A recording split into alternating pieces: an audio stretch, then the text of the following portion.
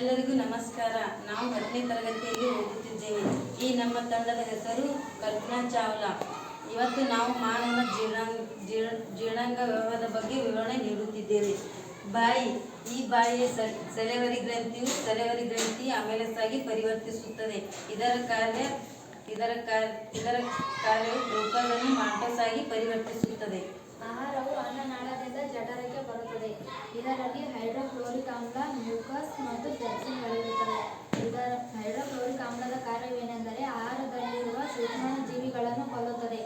ಪೆಪ್ಸಿನ್ನ ಕಾರ್ಯವೇನೆಂದರೆ protein ಅನ್ನು ಜೀರ್ಣ ಮಾಡಲು ಸಹಾಯ ಮಾಡುತ್ತದೆ ಮತ್ತು ಮ್ಯೂಕಸ್ನ ಕೆಲಸವೇನೆಂದರೆ ಜಠರ ಮತ್ತು ಅನ್ನನಾಳದ ಗೋಡೆಗಳನ್ನಾಗಿ ರಕ್ಷಿಸುತ್ತದೆ.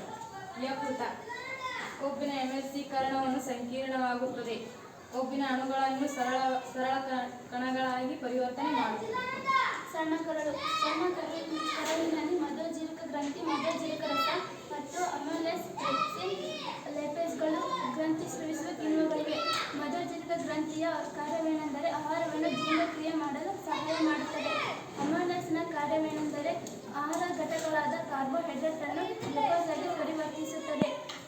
ಪೆಪ್ಸಿನ್ನ ಕಾರ್ಯವೇನೆಂದರೆ ಕೊಬ್ಬನ್ನು ಕೊಬ್ಬಿನ ಆಮ್ಲಗಳಾಗಿ ಪರಿವರ್ತಿಸುತ್ತದೆ. ಲೇಪೇಸ್ನ ಕಾರ್ಯ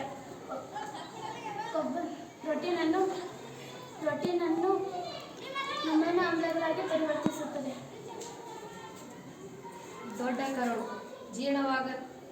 ಜೀರ್ಣವಾಗದ ಆಹಾರ ಪದಾರ್ಥಗಳನ್ನು ರೆಕ್ಟಮ್ಗೆ ಸಾಗಿಸುತ್ತದೆ. ಅಲ್ಲದೆ ಹೆಚ್ಚಾದ ನೀರಿನ ಅಂಶವನ್ನು ಹೀರಿಕೊಳ್ಳುತ್ತದೆ.